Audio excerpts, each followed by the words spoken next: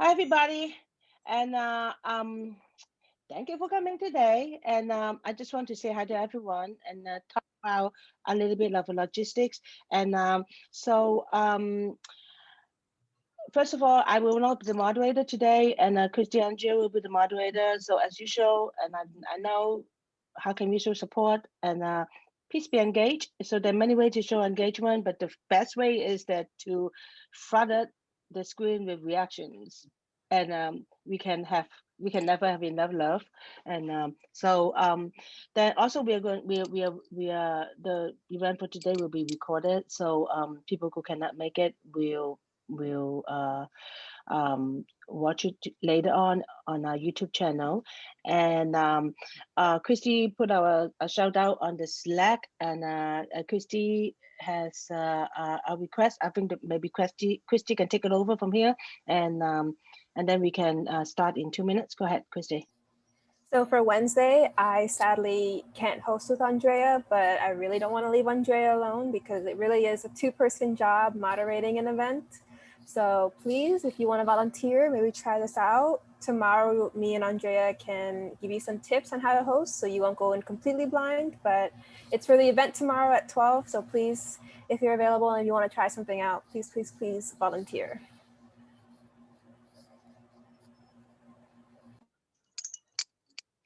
So let's go and start the event. And I think that it is Andrea. I'm going to put myself in the background again, and then until you introduce us. Okay, go ahead. Hey everyone. So today by the way, thank you, Sau-fong, for the introduction. So I'm here today to moderate with Christy. And we're gonna have a panel, and it's gonna be a dialogue among three immigrant faculty, Irene Sosa, Sau-fong Au, and Mobina. Right now, Irene Sosa is having technical difficulties, so she'll be here in a few. So our panelists will be speaking for about 30 minutes, and then we'll have a Q&A. So I'm gonna pass to Christy. So hi. So Irina is not here, but she is a CUNY and Brooklyn College professor of television and radio and Puerto Rican and Latino studies. She is from Venezuela, and then in 1982, she began working in film, and since then has made over 30 documentaries. Mobina Hashmi, yes, is an editor, researcher, and assistant professor at television and radio here in Brooklyn College. She was born in Karachi, Pakistan, but grew up in Islamabad, the capital of Pakistan. She's been all around the world, attending Dartmouth College in New Hampshire, spent 8 years in Wisconsin pursuing her PhD in media and cultural studies. And since 2006, she has been teaching at Brooklyn College. And then finally, we have our wonderful Sau-fong. She got her undergraduate degree from the Chinese University of Hong Kong, traveled out of her homeland in 1987 in order to pursue her master's in education at Rutgers University. And obviously she is now the director of the Women's Center. We all know her, we all love her. So now I'm gonna pass it over to Sau-fong and Mobina to start the conversation. You guys have around 20-25 minutes to talk.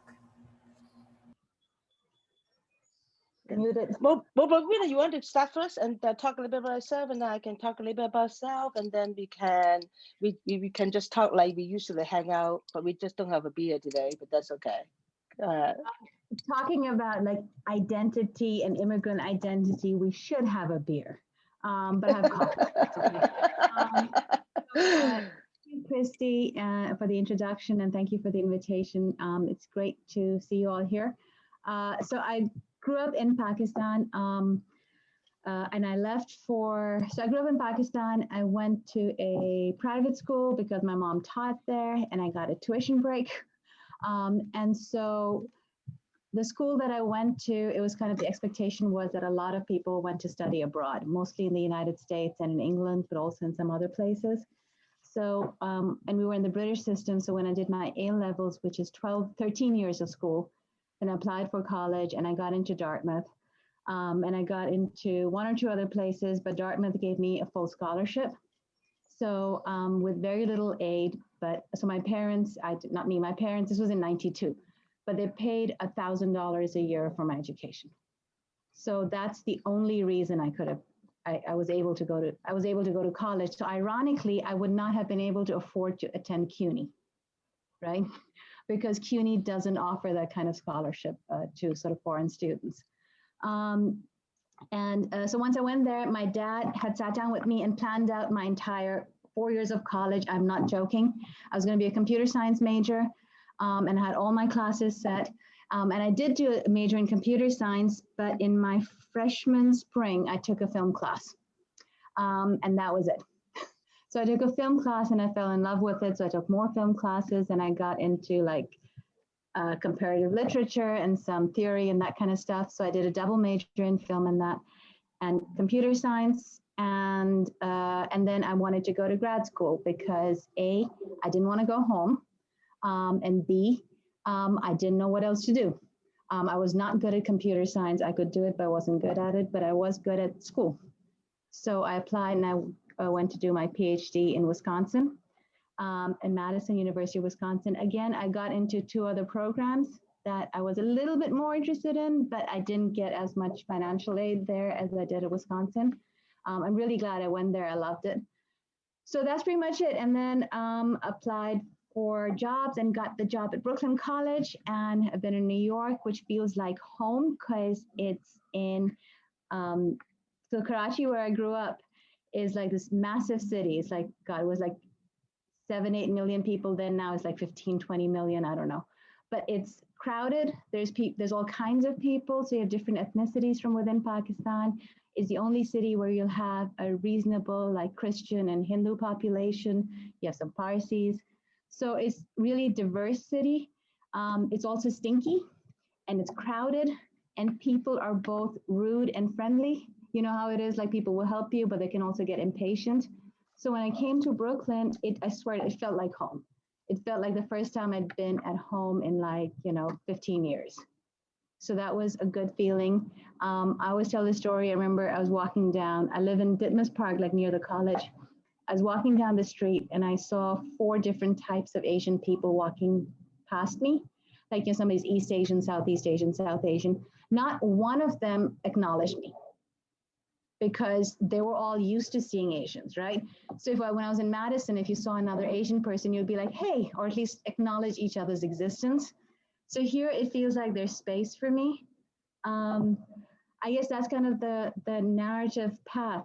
Other than that, I'll just say my family immigrated from North India in 1947 when British India split into India and Pakistan. And so I grew up with this idea of movement, right? Is that they moved for a reason. Several of my older cousins and family members went to school in different places. So I'd always wanted to leave. And I'd always sort of worked towards leaving. So it's this interesting thing where like home or the goal was to leave, but now here it's sort of, so it's this constant process of finding your place or realizing that, feeling that I have to make my place because no place has ever felt fully mine or where I was meant to be. And that's, that's okay. It's all good. It brings with it good things. So I'll stop there and hear what Sau-fong has to say.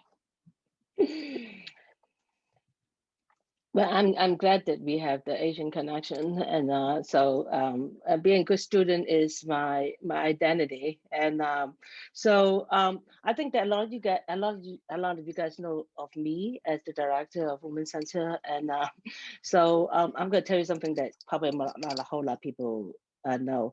Ah, love it. Can I open your screen so that I can see you? I can see your reaction. Thank you. And just a reminder, I would want to make sure everyone asks the same question to yourself. If you could turn off the screen, it's because you don't like the way you look today. If you don't like the way that you look today, please turn on your screen, because I had never seen an ugly person on Zoom, and so I know this all in your head.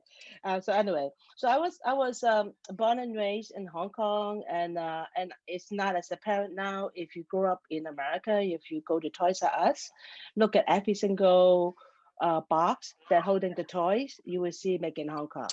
Hong Kong is the universe of a toy making industry. And as a matter of fact, my paternal grandfather owned a toy factory, and in one of the squatter area in Hong Kong, and they are he was the early a group of people who are actually industrialists in Hong Kong, and he's also a gun maker. Just in case that you find it interesting, and that's also why my mother ended up moving to Hong Kong, because during Second World War, when the Japan invaded China, my grandfather had to left China because the Japan looking for people to kill, and the gun maker is not a good place.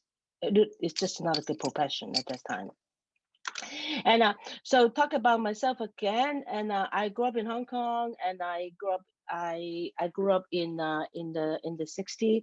Is really the time that majority of Hong Kong folks are migrants from China. My ancestral homeland is actually in China. I still have a lot of cousins there, and I actually grew up in the public housing, and in this country called projects, and so. Back in Hong Kong, it's still nowadays 50% of the population is the project, so the stigma is not as much. As a matter of fact, my elementary school is connected to the building I live at. Every day I had to go into my building where I live to go through the building to go into my classroom. And so very early on, one thing that my dad, by the way, is a cab driver most of his life, and my mom is a custodian, so to speak, and she worked first for my grandfather, and then she worked in import export company. She's the one who clean everything, and also she's the one who cook for lunch for the owner and the staff. My grandmother and my mom actually are illiterate. And my grandmother passed away already. Both of them do not know how to read and write. My mother can read a little bit and can sign her name, and but my grandmother never learned how to read and write. But I can tell you that besides that, she understands money, and she know every single. We don't have dimes in Hong Kong. We have quarters. Every single quarters, you know where it is, and so pretty early on, I know that one thing to get out of poverty, and I had to say this because I don't know I was poor, because everyone live in my building are poor.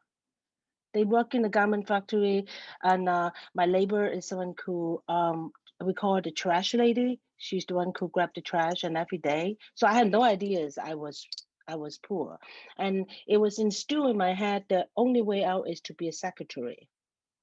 And about that, so in order to be a secretary, I have to get to a light grade level, and compulsory education back then it is only up to 6th grade. So in order to go to light grade, I have to do really well in public school and do the public exam so that I can get through the hurdle to go to a secondary school without any without paying it. And because my parents, once again, and my dad is making really clear, if I'm not smart enough or if I'm not hardworking enough, then I only have one choice, that is go to work in a garment factory and then get married really soon. As a matter of fact, before the first year I was in secondary school, there are American Chinese come to Hong Kong to look for wives. And my mom actually set up a blind date for me to meet this dude. It just take a moment to take it in. Can you imagine at that moment if I decide to marry a dude in this country, and I would never be here in front of you. But my grandmother actually have a hissy fit. She was so mad, and so literally stopped the whole thing. And I was like really in my la la land, and I never know any boys beside my brother and my uncles. So so it is really really really strange experience. So but anyhow, early on I know that I'm really good in school, and so I have only one goal in life, that is, I want to finish secondary school. And same as Mobina, it's a sort of British system. It's and when you finish secondary school, you will finish O level. And the ordinary, they call order, I think there's ordinary level Mobina, is that all right? And then when you finish being ordinary, then if you're exceptional, then you will go to A level. That's called a advanced level. And and so early on, I know that I was actually very smart when it comes to books, and so I don't remember ever any time that I am 4 hour of with out of 10 of my class.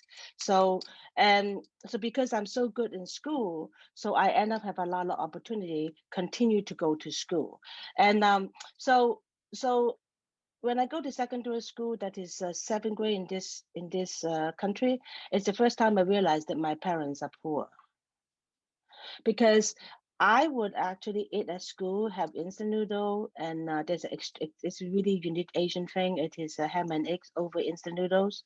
If you Google those Korean YouTube video, it is really hard. But back then, it's only poor people's food. I didn't realize that, but I ate it all the time. And my rich friend would actually go to restaurant to eat, and I can never understand how can they have money to go to restaurant to eat for lunch. And so we will have poor people, poor student in the school eating lunch, and then we have rich people go to um, um, restaurant to have lunch. So it's really the first time I realized that I was poor, and but the awareness is not sinking in, because I'm still doing really good in school, because I'm doing so good in school, so I don't need to think about being poor. And so I think that it's really not until I come to this country I realized that being poor have an imprint on me. And but we can talk a little bit more about that. So I got into college once again because I was the smartest and most hardworking. So I go to college, but I didn't go to the ideal subject that my dad wanted me to go. I just got accepted into history. And that was the number one disappointment for my dad, because I didn't go into business. The business school is really hard to get into. I got into history. But mind you, it's 1 in 10,000 people back in the days I can go into college. I always had the bragging right being the best test taker, if not the smartest. And but my dad was still not happy enough. And so it's the first time I live away from home, and it's also I got exposed to different things. And it's the first time I read Karl Marx original writings, and my dad called me a communist, and I think that I was a communist back then, and I still have a lot of left leaning experience because I was in college and got exposed to different things. And I really want to say this, and because a lot of people ask me how did I get to who I am, I have to say that I was actually a real late bloomer. And in college, I never smoked and drink, and I only had one boyfriend. And as a matter of fact, people ask me why I come to this country, because my boyfriend was here at that time. He went to Rutgers to get his master's degree, and and that's why I come here. In order to come to Rutgers, that I had to find the easiest subject to get accepted. The easiest subject is education, and back then. I think it's still the case. And Princeton Review always ran all the grad school. Among all the subject, education was ranked. So to speak, not good enough. But I got accepted, and so I worked for a year in Hong Kong, and I saved $8,000 in Hong Kong, and for the first year, and that's cover my 2 years of living expenses in 1987. When the first time I got on the plane, it's also the first time I leave Hong Kong ever, and the most. I was embarrassed to tell people about this, and but that is really my introduction to racism that I experienced myself. That I know that I have a lot of prejudice.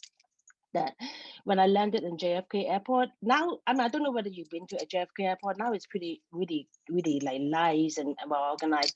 Back then it's not like this. It is really dark, full of people, and I don't know whether you guys still do that. Immigrant always travel with big suitcase.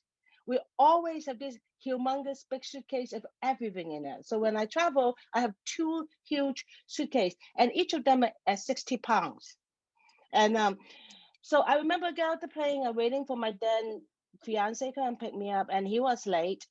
And there is a security guard. I had never known there's real black people. I only see black people on TV. The first time in my life, there's a black person walk up to me and say to me, "Do you need help, ma'am?" I almost cried because I was so freaked out. And all I can say, no, no, no, no, no, no, no, no, no, no, no, no, no. And it is really a lot of after a lot of years, because talk about it, is that when people talk about racism in this country, people really don't talk about international imperialism, how people overseas actually get the same image from everyone in here. We just have, for some of us who growing up in a really homogeneous society, it just never really have opportunity to show that. So when I come here, I got a chance to show. So long story cut short, I come here and then go to school and really hated it, and I got married with my college sweetheart, and once again, thank God, it didn't work out. So I got divorced after a year, and I am 100% convinced that every single woman and every single person in this world should really have to at least one break up, because if you break up once, then you will really know what don't you lead in relationship, and that relationship teach me a lot.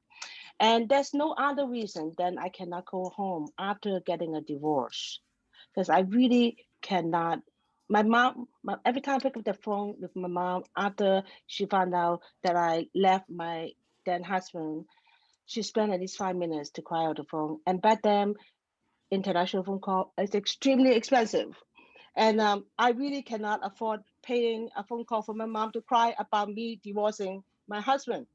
So then I decided that that's the only way out is to find a job in this country.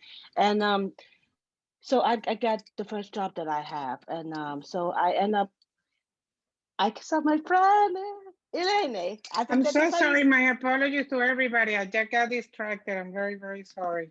Oh no, no, no, it's okay. And so we saved the best spot for you. And so that is how I end up staying. So I got the first job, and it is a job that working in a multiracial youth center. I get an encounter to a lot of interesting thing, and I get to know the first gay person I ever run into in my life. Although I'm 100% sure in Hong Kong that many gay person. We have 5 minutes. Oh, We have thank you 5 so much. minutes for this part of it. Oh, but anyway, so that is the end of the story. And so I actually am not a conscious decision maker when I come here. I just don't have a good relationship back then. That's why. And all right, so go ahead. And it's your turn now. And I just found out that your name is Elaine. I can't keep calling you Irene. You never change. Correct me. So we just briefly talk about ourselves at this moment. Go ahead. So sorry, before Diana speaks, we're gonna give her 5 minutes, and then after 5 minutes, we're gonna open it up so that everyone can ask some questions. Andrea will monitor the chat, and I'll monitor the raised hands. So start thinking about some questions you want to ask, anything like that. Okay, now you can speak. Me? Mm-hmm. Well, first of all, I need to apologize to everybody. Anyway, yeah, my name is Irene Sosa. I'm from Venezuela. I moved to New York in 1983 with a scholarship from the government of Venezuela to do my master in film and television in New York University. I came to New York. I didn't want to go to a small little town. So, I moved to New York. And then I fell in love. I stay. I stay, and I've been here for 37 years. I still consider myself a New Yorker from Venezuela. And for me, it's really, really important to keep my birth nationality. For me, it's really, really important. And it's being always very important. And I think it's reflected in some of my work. And I'm a filmmaker, I make documentaries. And actually, I'm trying to work on 3 different things. I'm working on a documentary about a a very important media activist. Her name is Didi Halek. I'm trying to also work on something called video essays. And I'm trying to work on a video essay about a film that is very dear to my heart that is called A Special Day with Sofia Loren and Marcelo Mastroniani. I'll be on Sabatica this semester, so I'm trying to get myself into work really, really quickly. But it's been very, very strange because my sense of timing, as you can imagine, is I'm always early, so I'm sorry. So if you have any question, please feel free. My website is Irene Sosa .org, and all my work is there, and you can see anything is for free. So just please check my website out. If anybody have any question or need anything or want anything, just write an email to me. Thank you.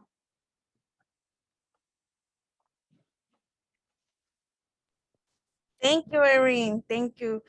And thank you to everybody else, Mobina and Sau-fong.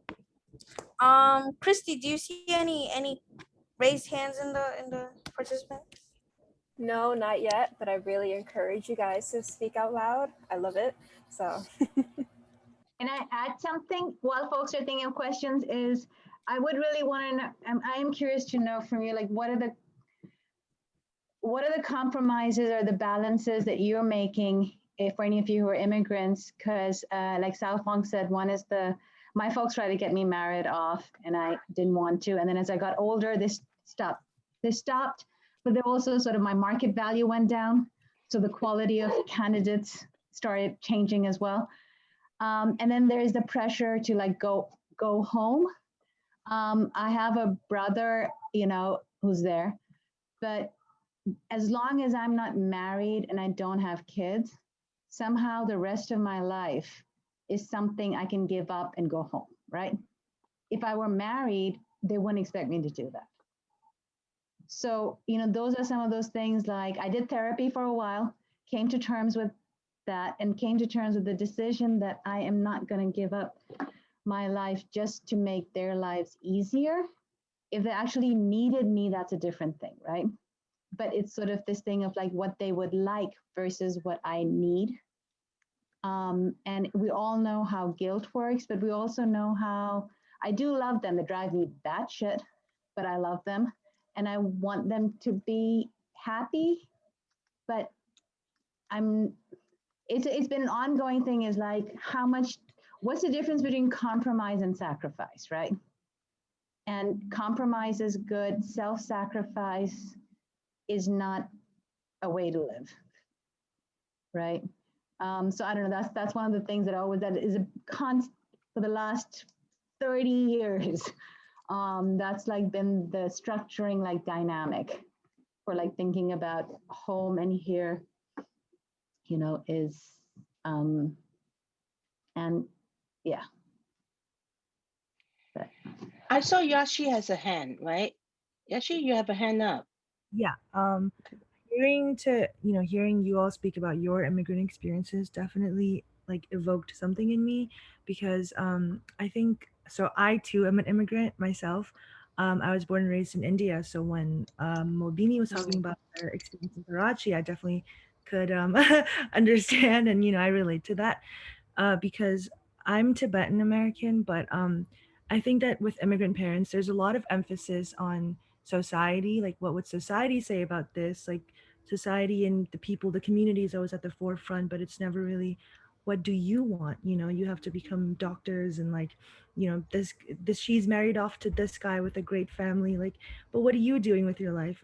So that's always the questions that I hear people around me talking. I'm sure Mobini, you're like nodding your head because although I'm ethnically Tibetan, I grew up in India for a lot of the time, so I know like that Indian culture is definitely rubbed off on our family because we're second generation Indian Tibetan American. So I can relate to that, but that's my 2 cents on that. Um, I actually want to respond to it, and I don't think that I'll ever get over the fact that my parents are disappointing at me.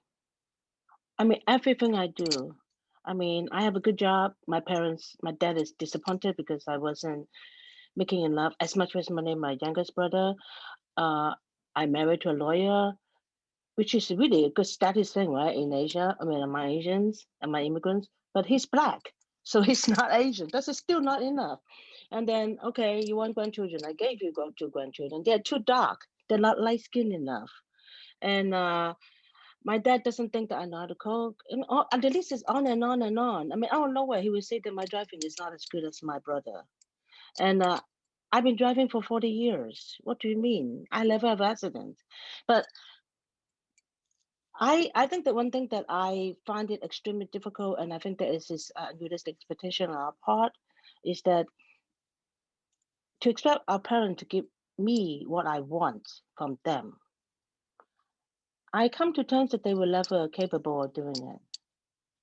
They were never able to understand what kind of life that I live outside home, outside of our home. And so I mean, I don't have a solution for that, but I think that once I accept the fact that I will forever a disappointment in their life, I feel fear. I mean, I just feel like then I can do whatever I want to do because I will always a failure. It's just a grade failure or D grade failure. And so failure is a failure. Yeah. Yeah, I would like to add an anecdote. So I go back in 2005. I got the job in Brooklyn College in 1999. And, my family is very proud of that. And I started helping a little bit more economically. Because that's another thing with the guilt is that a lot of immigrants, we feel a little bit better is if we can send money and support them and help them. So I go back in 2005 with a Fulbright scholarship, fellowship to Venezuela. And I'm doing all this work and all this thing. And I got a museum invited me to talk about my work. So I organized the whole talk in a PowerPoint presentation, great. And I did my presentation chronological, right? So, I'm talking. And then I realized that my mother, and I never told my mom, like, I'm a lesbian, like, I talk about my girlfriend and this and that, but I never. So then I know that my mother, and it was a lot of people, a lot of old friends and stuff. So my mother is being late, and I decided to change the order so I didn't have to present my film Sexual Exile in front of my mother. So, and by then in 2005, I'm 50 some years old. I'm already helping the family, which give you a big status because for a lot of us to be able to help our families there. But then I want to bring something is also the guilt of being better than them. That's something that I can, every day I'm dealing with that. And it's that, I'm here and I live in a much better life than my people and my friends there. And that's something that, one thing is my success and how my life is better here than their life, but I always feel guilty because my life is a lot better. I try to make it better for them, but that's something that is like an incredible weight in my case for this incredible privileged life that I live. I'm a lesbian, everybody know, and then that's something that is really hard, I think, for immigrants. And I can imagine that's why, we support our families and friends so much. Mm-hmm. Wonderful. I believe Red Washburn has a question. All right. Go ahead. Hi, everybody. Thank you for organizing. It was really wonderful to hear your stories.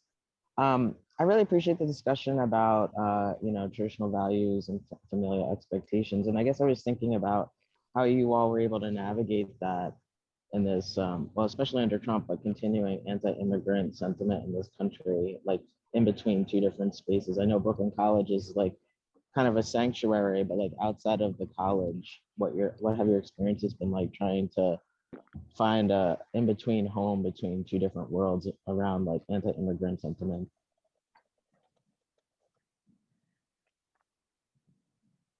Go ahead, Ivan. Or Irene, go Well, ahead. I tried to, I went to NYU and I graduated as a director of photography. The, 6 months later, I realized that that wasn't going to happen. That it was in the United States, very few, I think it was no women. I think it was 3 women shooting documentaries at that time. We're talking 98, 99. So, the film industry was terrible in terms of women, in terms of foreigners, in terms of people of color in general from this country or for another country. So in the industries that I tried to explore, it was a complete no-no. So I changed immediately. Mhm, mhm. Mobina, you want to respond to the Trump question? I'll just say like 2 things real quick. So one is, when you think of like South Asian immigrants, like the way that I'm treated at immigration is always like an extremely tense thing. I was on a student visa and then a work visa for most of my time here. I got my green card about 6 years ago, and I need to do the citizenship. I just hate forms, which is so stupid, but whatever. So there's a sense always of just being precarious, right? It's like, I don't know what'll happen after that visa's up. So, and I know how anxious that made me. And I was like among the most privileged of immigrants. So I can begin to understand what folks who are undocumented or folks who are in a much more tenuous position might feel. And I say begin to, because I can't really grasp what that would be like, because that's just so immense.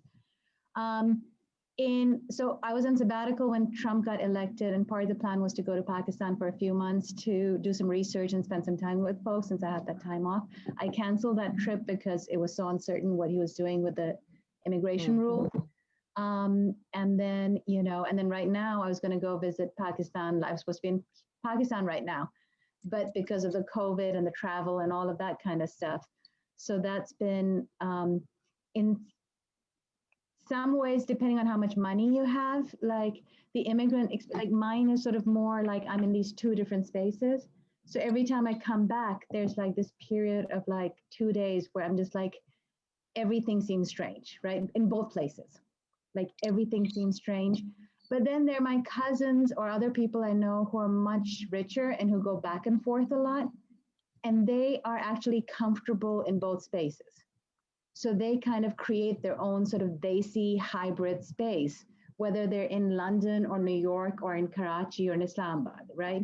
They hang out with the same folks who are the same. So it's like this, I don't want to call it cosmopolitan because that has an aura of sophistication. They're just rich. It's not that they're sophisticated or any better, it's just they've got more money. And then there are the people who are here. And then so my cousins who are second generation, or first, like who grew up here, they have this, and I think somebody mentioned this weird thing where like their parents are trying to keep alive that vision that they had, right? And they are American or Canadian. So there's all of those kinds of things. So I think, so in response to like what it's like being an immigrant, a big part of it is just frigging paperwork. There's just paperwork. And there's anxiety, even if you are ridiculously privileged. And then there is the learning to say, trying to figure out how much you can resist safely, right? So to what extent can I say, no, I want to see the manager, right? And the better, so my English is really good, so I can pull some of that off, right? I have connections like you all, right? I can call a Brooklyn College, I can call up other people, I have a union that'll represent me. So you realize those things that they become much more important than, I think you realize those structures much more than people who are not in that position do. And that's my speech for the day. I actually do want to respond to the Trump question, because I think that obviously we cannot not talk about Trump. I mean, he really defined. I don't think that it's a turning moment about my experience in this country, whether he's the one who just really take out the whale, and then we all see how dirty things are. And I mean, I become a citizen after Clinton got elected. I mean, some of you guys are pretty young. Not Clinton, not Hillary Clinton, Bill Clinton. And I don't think that people remember, but he actually have an immigrant reform. He also have a welfare reform, and that was a big thing, that immigrant who commit really minor crime, like you a traffic light or whatever it is, and that you actually can be deported even you have a green card. And at that time, I have 2 kids already, and I have a really difficult time to become a citizen, because that is a really definitive moment for me to say, I want to give up who I am as a Hong Kong Chinese, and particularly about Hong Kong, China don't allow dual citizenship. So I either can be Chinese or can be American. So it was really hard decision. And I remember I cried over this, because I kept thinking, what will happen if they just get my ass and then bring me back home? What I will do with my kid? I cannot take them with them. And it is the first time I realized that being an immigrant, whether you have a paper or not, it is not a permanent thing. And it's always framed as a gift that you're lucky to have it. And I think that really changed my perspective, because since then I really way more active in terms of claiming my Americanness, and that I contribute as much as other people, but I have to say it out loud to make myself believe it. And so I think that really forced me to become way more outspoken in terms of what I have accomplished, what I want to accomplish, so on and so forth. Karina, I saw your hand. Go ahead. So I remember we were talking at our last Introduce Me to Carolina Bank Munoz about how our parents, like immigrant parents, hardly understand like what's going on in our lives, especially with school. I remember being in elementary school, like my mom not really knowing how to help me with certain subjects. And like as I grew up, it just got worse, where like I feel like she doesn't understand what I do and like what I study. So I was gonna ask, like, how do you guys navigate those two different worlds without losing your parents, like losing that connectedness? Go ahead, Eleni. I think you guys need to answer that question. This is because I would like to turn it back to you and say, how many you are immigrants yourself? How many you are children of immigrants? Which is, then you have going to Karina thing, because as kids, for what I hear from you guys, so tell us your stories. We hear for you, I don't, is how did you navigate to be yourself an immigrant or a first generation? And also something that I'm always fascinated with your lives is how did you become advocate for your parents? A lot of you at an early age, and that's something that very few people can understand. So, I want to know, how did you feel as immigrant, and when did you stop feeling as an immigrant and start thinking, as Mobina say, this is my country, regardless of your immigrant status, because that's imposed. When did you realize that this is a struggle and that you have to go and fight for your rights? So I would like to hear any of you telling us, what is your story? I came as an adult, so I was 27, Mobima was around 16. So tell us your stories. How did you negotiate being an immigrant in this country? Okay, those are great questions to think about. Right now we're gonna take one more question, and then we'll probably we'll put up a poll, and then we'll wrap it up. So we have a question from Nava, and she asks, it's often hard for students to say no to their parents, whether it's getting married or changing their major. What advice would you give on the repercussions of saying no? I got lots of no's. Or Sau-fong, do I got a lot of notes too, and but I want to really go back to what Karina talked about. And I live with my parents. My parents live with me. I moved from, I mean, like after 40 years of my life living on my own, I decided that I need to live with my parents. And so you can imagine, my mom used to talk about I don't do dishes every day. No one got them do dishes every day. That's why we have dishwasher. And but she still talk about it. I don't have answer to your question, but I have a lot of faith. I think that my parents do love me. Their way of expecting me more, it is a way for them. It is really spiritual. I mean, I'm a Buddhist. It's almost like their way to say, I want something more for you. Except they didn't know what they want more for me. It's not what I want. So I think that it's got to not to me. I'm really like I'm always feel really angry and sad when it comes to my parents, and but I also know I just have to remind myself that they are human beings, and they are not going to be the TV parents that we want, and so I think that I've been talking about like everyone have the way to doing this. I think that is actually the truth to it. But I think that the first thing is that people have parents have limitation. They're not God, and they are scared just as much as we do. So yeah, drive me mad. Yes, you want to say, like, I think that it took 10 years of constantly saying every time this came up is I'm happy. I've made my, or I have, or because you don't want to project. I mean, one thing I never tell them when I have any, the downside of that is that I never tell them when things are going bad because they will step in and fix it, right? And their solution is not the solution that I need. So I've given up on them trying to help me on my terms. But as Sau-fong said, I know that, thankfully, I know that they love me. That's not always true, right, of all parents, but I'm grateful that that's the case. Beyond that is like just literally like 10 years and aging out of being marriageable. I can't overstate that. Is like when that wasn't a possibility anymore, I was so much freer.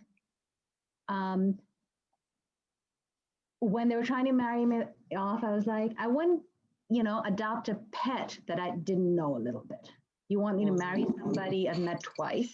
Like, are you fucking insane? I didn't say that, but I thought it many times. So there is, so a lot of time just repeating over and over, I am happy. I want you to understand that I'm happy. And, I'm happy doing what I am doing. It's not what you wanted from me, but it's good. I'm here for you in whatever way I can be, but I'm not going to change everything for you. And literally, I'm not joking, 10 years, more than 10 years of just every single time, like just repeating that over and over and over again. And then gradually pointing out things like, I don't need, so my mom, whenever I go home, she always wants my brother to carry my suitcase. I am strong, I can carry my suitcase. I'm like, I don't need him to carry my suitcase. I would like him to do the dishes once in a while, because that's something I don't want to do, right? If he wants to be helpful. And I pointed out that her doing that was actually not about me. It was about making him feel good. And she was genuinely surprised to hear that. So I think she didn't realize that dynamic. So some of it is sort of pointing out some of those dynamics and saying, you know what, so the American language of psychology and self-help is actually really helpful. It's like, so Ami, when you say that, what I hear is, right? When you do this, it makes me feel like this. They don't know what it is, so it works on them, right? Here it's become, but it's an effective way of kind of just saying, when you do this, it makes me feel like this, right? Other than that, it's just time. And sometimes it is just making that hard decision is like, do you need them? Right? Do you need them? Are they damaging to you? And in some cases, it is just like doing that very difficult thing of saying, you know, no. Irene, but let me ask you a question. I don't know if you can put it into a poll, Andrea. But let me ask you a question. For you guys, what is the main pressure of your parents today? Have life changed a little bit? Are you very pressured to be, what is the main pressure for men and women in today's time? Is to get married or to go to college? Have that changed a little bit? Because my experience with a lot of you guys is that, your parents, people in Brooklyn College, are making a lot of sacrifices for you to come to college. My feeling is a lot of you have a big pressure to finish college. And then, I don't know what happened the next day because some people have a lot of pressure. But did you feel that have changed, that Mobina's story have changed a little? I'm a lesbian, so I'm a completely different story because my mother quit me a long time ago. But what is your main pressure from your parents today? Can we do a poll on that? How many people are pressured to finish college or to get married? Well, is married is escape to go to college these days? So is college escape to go to, not to get married? Can you make a poll? Have the world changed a little bit? I think that let's raise hands. Who felt that the most important pressure it is getting married after you? Your parents. If your parents is pressuring you more for getting married, for college. How many people the main pressure is to finish college? For me, it's kind of both. I work very hard academically. I'm very academically successful. So my parents are like, my mother, I just finished my freshman year of college and she's already talking about me getting my PhD. I don't even know what major I want to get, but she's already like, I cannot wait to call you doctor. Don't know where that came from. But my parents are also like, I can't wait for you to have a husband and have kids. I can't wait for you to bring them to Colombia and I can't wait to teach them Spanish. And I'm like, I don't even speak Spanish yet. Let me learn that first. So it's kind of both. Both. I saw Hadika's hand. Is it Hadika? And did you raise a hand? Yeah, I did. I think I face similar. Like my parents want me to graduate as soon as possible and then start my life and get married in a way, not start my life as a career, but more on as start my life, married life. And so I think now in my culture, Pakistani culture, they are more focused on, for girls especially, to get married as soon as she graduates and start her life and start having kids. For men in our culture is more like they can pursue their career, they can pursue whatever their dreams are, and then get married side by side. For women, it's not very easy to carry both. And I only hear Sohan, your hand up. Go ahead. So in my family, I think it's more finishing college because I am now finishing, and my mother just yesterday asked me about when am I starting with my master's, and I had to explain to her that because I finished every single semester, I went through every single semester since 2018, I wanted a break from college, and she was kind of pressuring me to continue, but that's not what I want to do right now. So what do you want to do? Oh, I'm planning on taking a break this year and working towards applying for a PhD program. Wow. Dilphin, you have your hands up. I saw your face. Do you want to say something, Dilphin? No, actually my hand wasn't up, but I can say something. Like I feel the same. Like my mom is waiting for me to finish, like complete my degree and go back to Turkey and get married. And when I told her I'm gonna do PhD, and she didn't know, she didn't know what was PhD actually, because she only got the chance to go like primary school.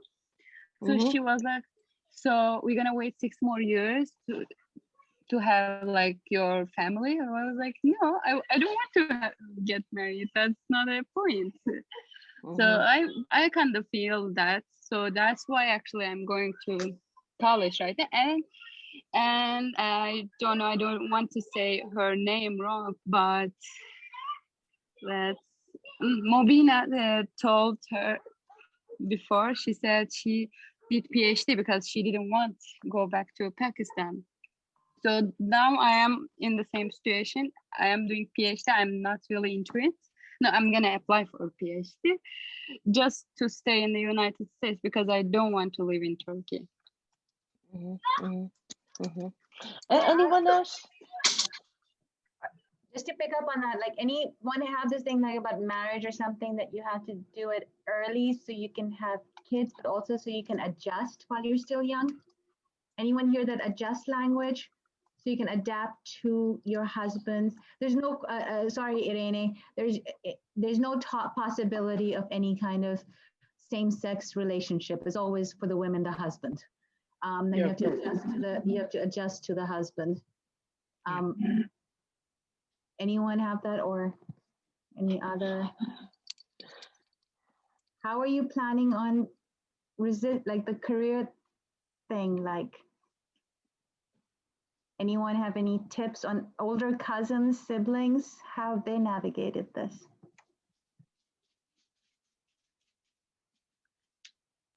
I think a big problem is like when you have like older cousins, but they're also first gen, so like they're on like kind of like the same path as you. And so they getting married and they pregnant. Andrea, did they get married too, or what happened to them? No, well, everybody's like just on that same pressure of they have to finish college and then like start a family after they finish. But is everybody under that pressure? Nobody have a mother that say don't do it. Nobody has a mother that is a little bit like, this is too much of pressure, just don't do it. No. Yashi, I saw your hand. Go ahead.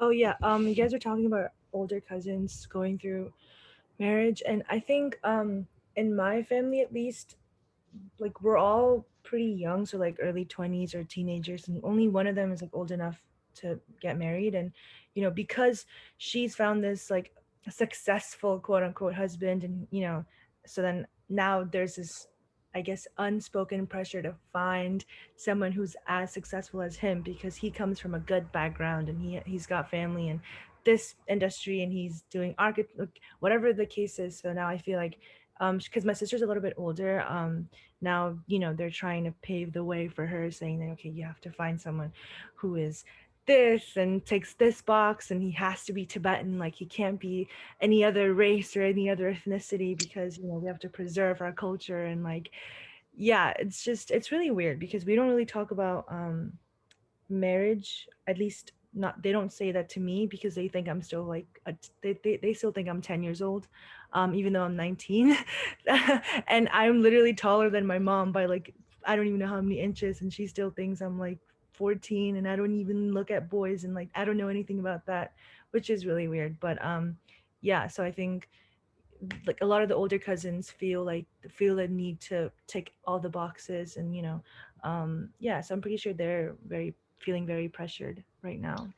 Go ahead. So let me ask you something. Did your family, did you ever heard a comment that this country destroy women, that women become very bad in this country, that you're losing something of your tradition, and part of your tradition is to be, a good wife and a good mother? Did you hear the idea that this country destroy women? No, I don't hear that from my parents specifically. Yeah, but I think because we my grandparents were refugees, I think they really emphasize education and career more than anything else. but of course the good husband or good partner is an added plus that they really would admire. But I think education and career is their main emphasis, I guess. I actually want to answer Elena's question because it is really not about how they destroy women. And Yeah, I don't mean it like that. I mean because that the my women like, get liberated and they don't want to no, that's listen. no, That was the wrong word. that is way too advanced conversation. My mom's like my parents' way to frame it is this: every time I do something not according to the book, it's because you are way too American. You just way too so way too American become the sticker for every single mistake as a woman. me who every single mistake I commit, it's all because I forgot that I am a Chinese woman. And I think that is really really make it hard for me personally, is that then I cannot be Chinese. I divorced a good husband. I mean, like this is already like there's no redeeming possibility, and so then I got to be something else, and then I think that is very hard, that to be something else that not according to your parents' book, and then just my personal thing. Go ahead. But I have an anecdote. I used to travel a lot. Anyway, so I used to talk, I don't going to say what nationality these guys are, but they drove me to the airport. I was traveling a lot at some point for my work. And the thing is, they say, oh, this country just make women to become a terrible human beings or something like that. I don't know exactly how they say it. Because they say they come here and they become independent. So I don't speak English. They speak, because women have to deal with all the social services, the school, the doctors. And then I want to go back to my country and they don't want to go back. Because women, they learn how to negotiate, this country a little bit better. They don't want to go back to whatever country. So men tend to say that. And a lot of women, because women, they have to go and register in school. They have to, so they learn how to manage. Men sometimes can stay in their job without having to negotiate life in here. So that's something, that is, I think is key in this country. And when women come from another countries and they find more opportunity, that to them become a little more independent and to be able to take care of the kids, and then, the man might decide to go back to the old country because he feel a little, that he lost a lot of his power over the family, and that, kids are, so I don't know if you have any of those cases. But I think that is really true. I mean, maybe folks can really talk about this. And I said, at least in my experience, is that women in general, once again, it's a really generalized statement. And also, because I'm a director of Women's Center, I really totally believe it. And just correct me if it's wrong.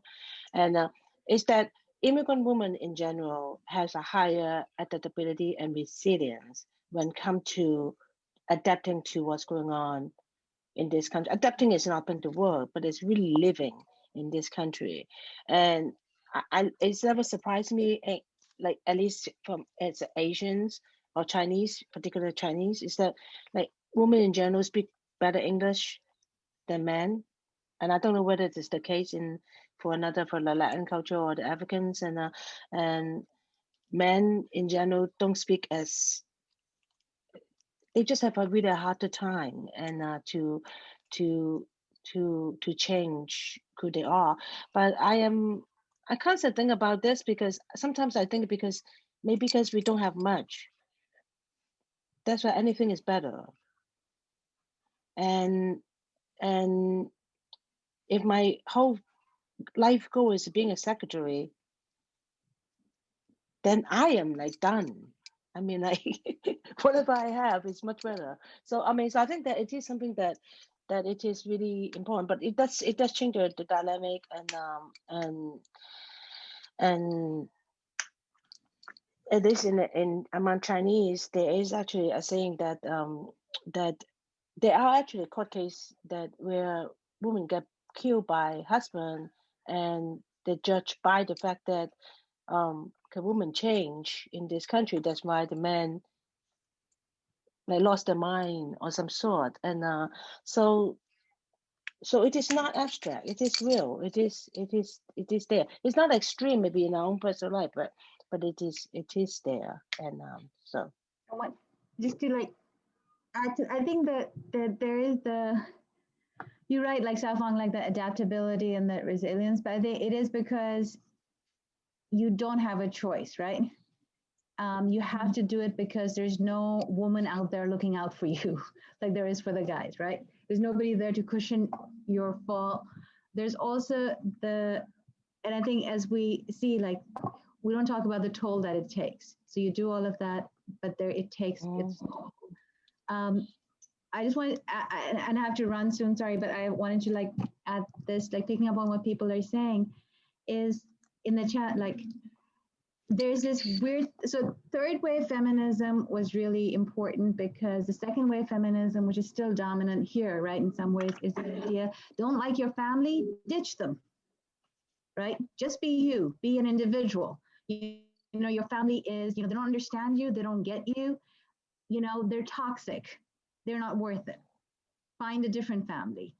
And there's some value in realizing that, like I said earlier, that that's a possibility, but it doesn't take into account that you want your family to change with you, right? And that's what third wave feminism, that writing is really helpful, because they're like, no, we will not ditch our family. We want our family to come with us. And how do we do that? But also, like, I was the good daughter. I was the good child, right? So when I was being the good child, like everything that wasn't good about me, every idea that I had that they didn't approve of was, oh, somebody influenced you. And again, I'm like, pardon my language, fuck you. I never said that, still I've never, but no, that's my idea.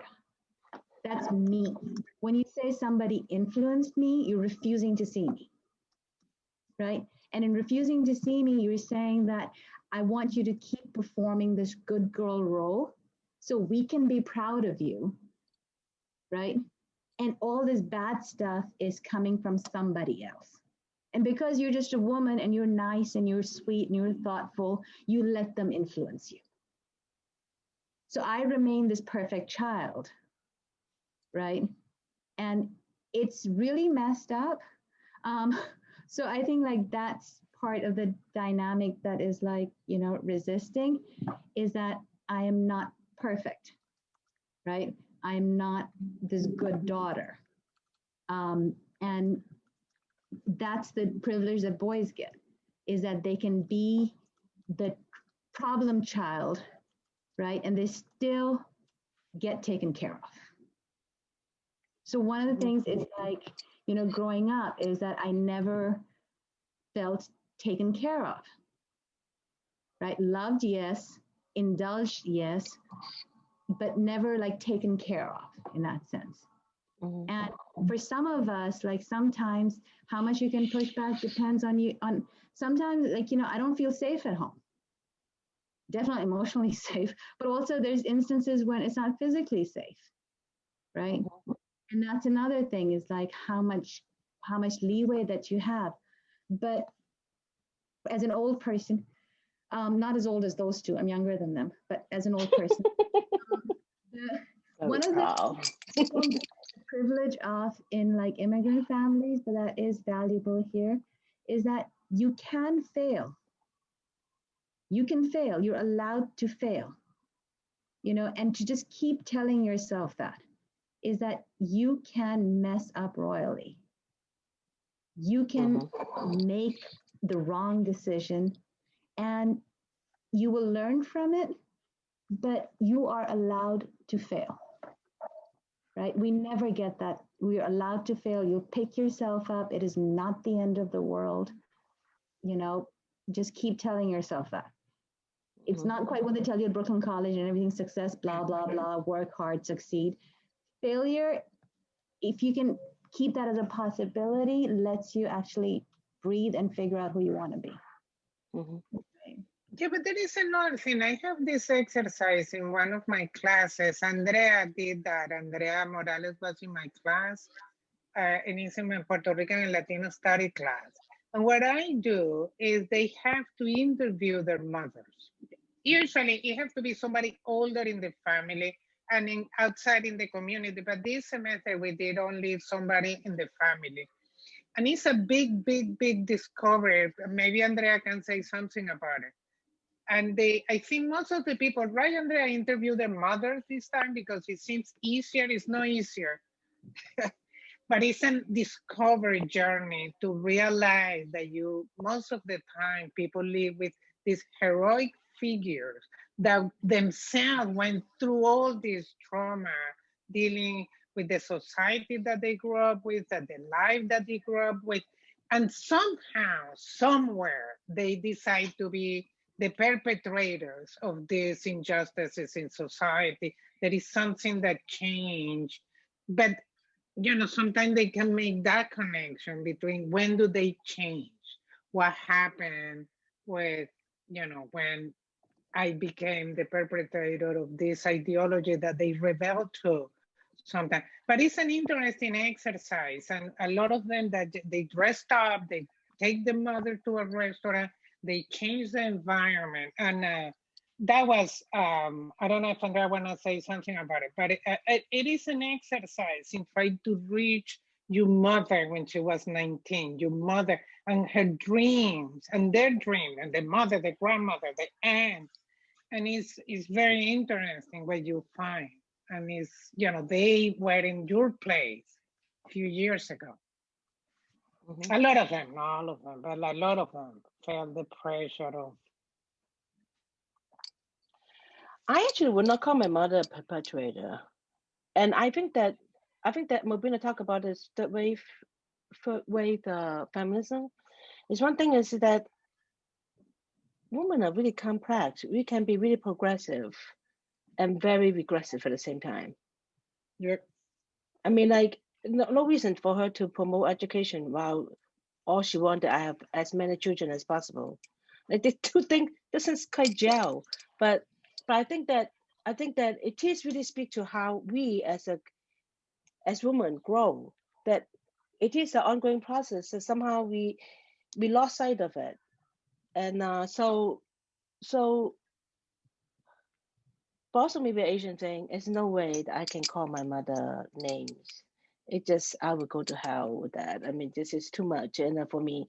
But but my mother borrowed money for me to go to A level. I could have stopped, and so it is. But then she also only get married. Never forgive the fact that I divorced, and that is being shame to a family, and right. And so I mean, I don't know. I don't have answer for all those things. But I'm looking at the time, and Christy and Andrea, do you guys have any? Go ahead. We are like 20 minutes past when we were supposed to finish. I really wanted to respect everyone's time. If you did stay, thank you so much. This conversation was very valuable to me, being first generation and understanding my mother's journey, immigrating from Colombia.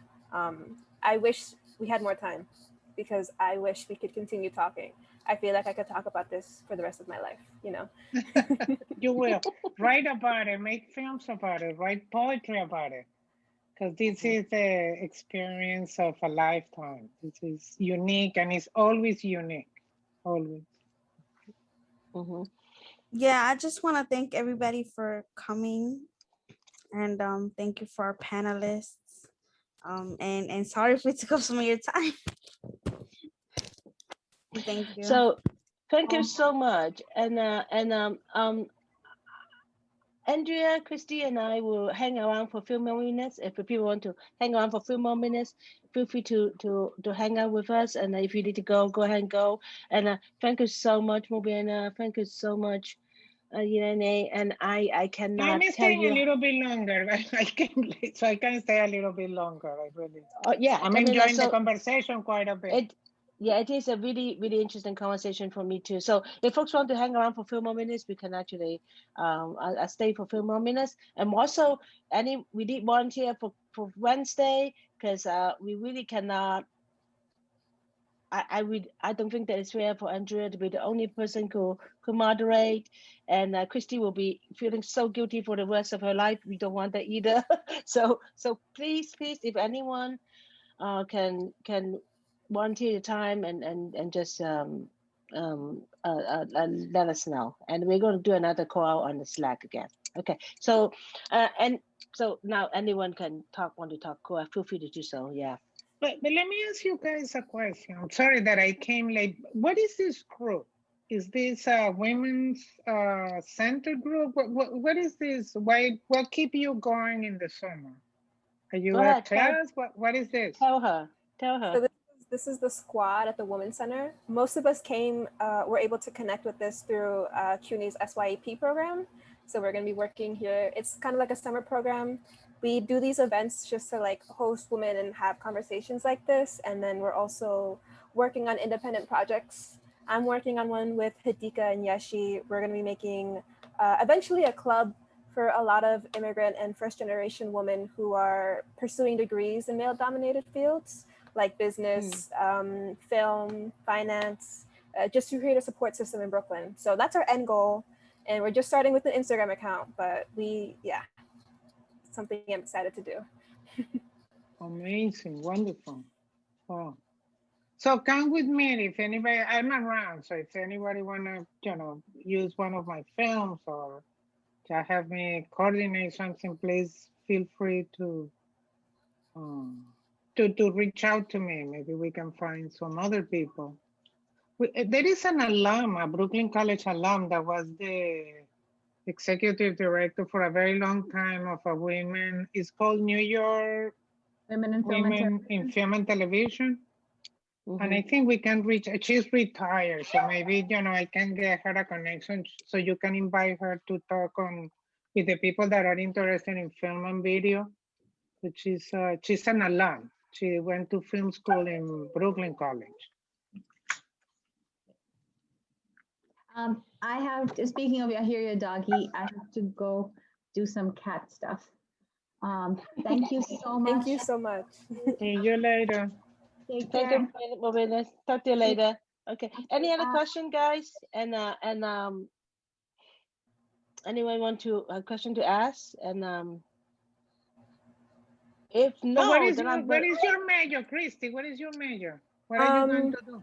My major is business marketing, and then I'm going to minor in film. I went to a film high school, so I prefer to work in film, but I'm not going to get a degree in film because I don't think you need a film degree to be successful in the production industry. And just in case my mind changes in a couple of years, I'll have a degree to let me get a job and make some money, just to make my parents happy.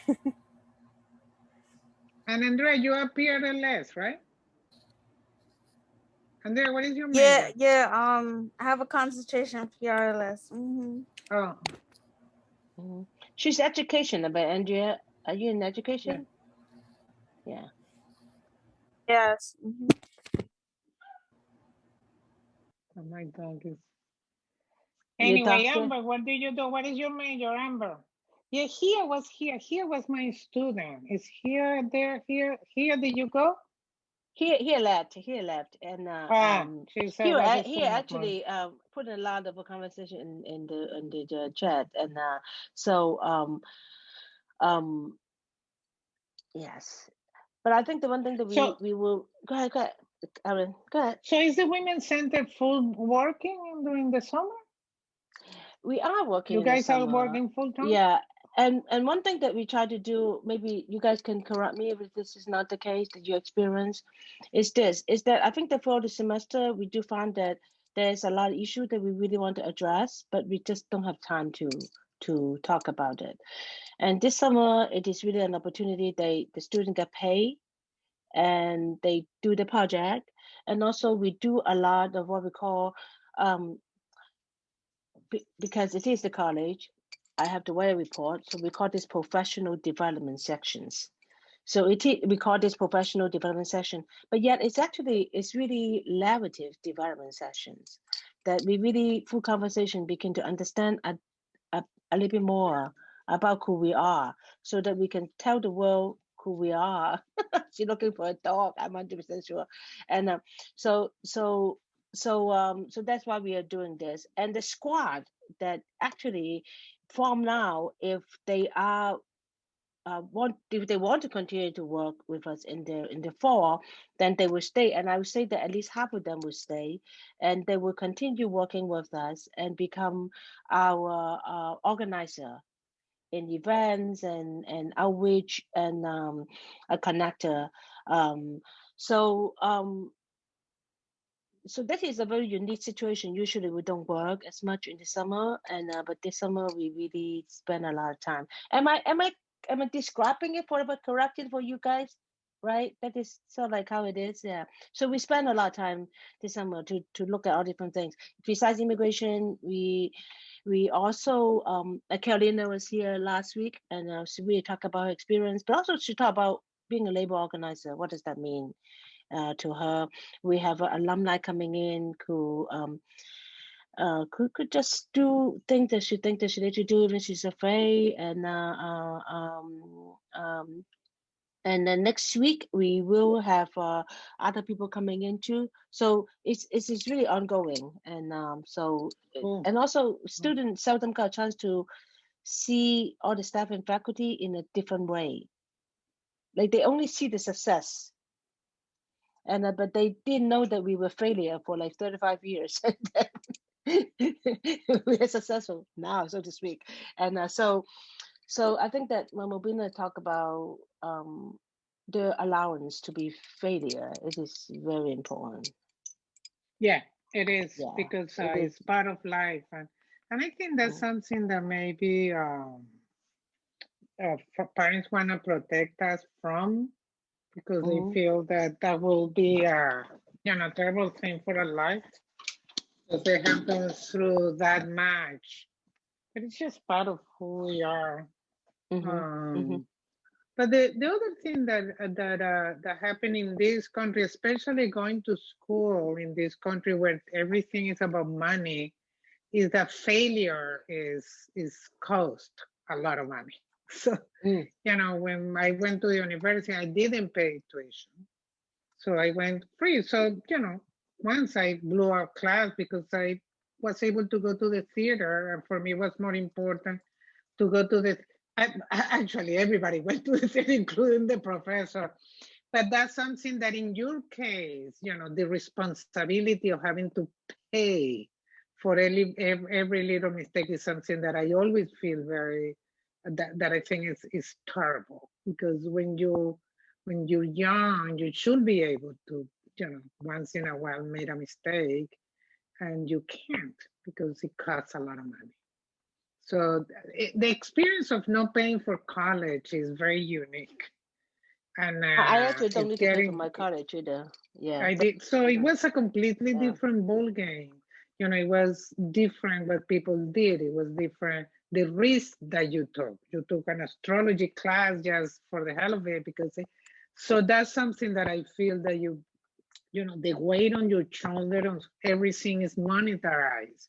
That's something that I hate. I hate that, and I also hate that you are pushed to finish in 4 years. It's one of my biggest battles in Brooklyn College. Is it's why do you have to finish in 4 years when you could be able to relax, enjoy your writing class, and really concentrate on doing NAVA is an hurry. So writing takes time, and it takes patience. So that's something that I think that the pressure that they put on you is quite unfair on everybody.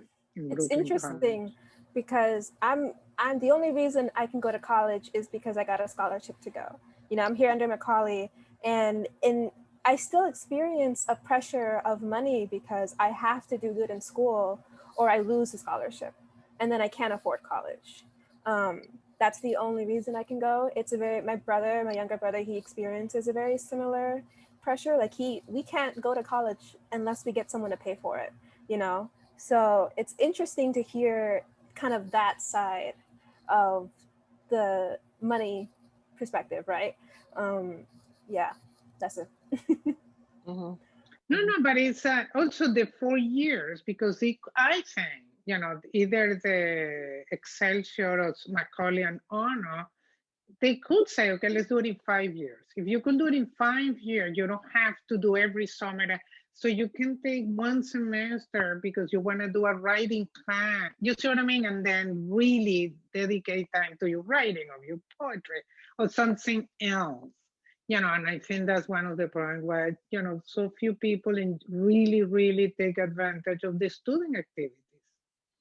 To be in a club and to be intensely involved in a club. We have amazing clubs, we really do. But how many people can really spend time, you know, coordinating the radio station or the film club? And but again, that's why we admire you so much. It's something, and I hope, you know, all of us, you know, we just take a hat off on the things that you do. But I want to say something about family, and I don't want to say what a background this family is. But it's one of those amazing encounters in Brooklyn College. So once I was in my production class, and somebody say, "Oh, my father owns such and such store," and other part of the class say, "Oh my God, so you might be rich if your father owned that store. You might be rich." And she said, "Well, a little bit." And so they said, "So what are you here? You know, why did you go to Brooklyn College?" And the woman really got pissed off and say, "I'm here paying with my own money because my family doesn't want me to come to college. They're waiting for me to get married." And the whole class went, "Oh, I'm so sorry. You know, I shouldn't have said that." You know, it was a whole discovery and the intricacies of the diversity in Brooklyn College. And of course, as soon as she, you know, I think the day of graduation, she was getting married. But it was her own struggle. I say, you know, and in my culture, I have my own little money. So I'm paying for it. My brother is going to yell. So everybody was like, "Oh my God," you know, you know, it's like, you know, "Oh my God," you know, and it was great because then in that class, it's like a writing class. You know, if you go to a creative writing class, a lot of things come up because, you know, you're talking about your own life. And, you know, it's just that's one of the, you know, I come from an unicultural, you know, like different way of thinking. So it's just amazing the things that we learn from you guys. It's so crazy, all the things that you bring to us and how, you know, can we take that knowledge and make it universal? Not universal, but kind of, you know what I mean? Will you be it's teaching, amazing. I'm sorry, will you be teaching a class in the spring semester? I already registered for classes okay, good. I'll try and register. Okay. But it's I teach a video production. I teach television production, so maybe you can. Yeah, with that. Definitely. Andrea took the Puerto Rican, but Kia took my, and she was doing great. Kia took my production class. And, definitely, got it. And, okay.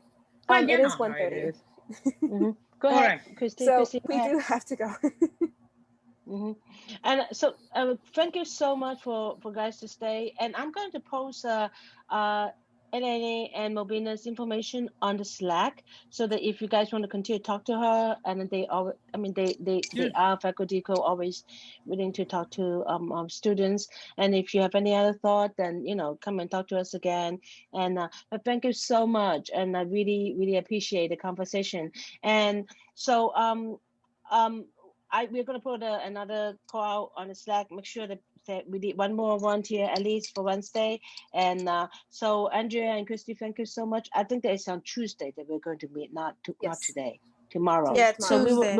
Yeah, we will talk tomorrow about when Stacy went. Okay, so I'm going to say goodbye. My apologies again for being late. Sorry. No, thank you so much. Yeah, no. Yeah, thank you for. Thank you for amazing work that you guys do of the Women's Center. Thank you.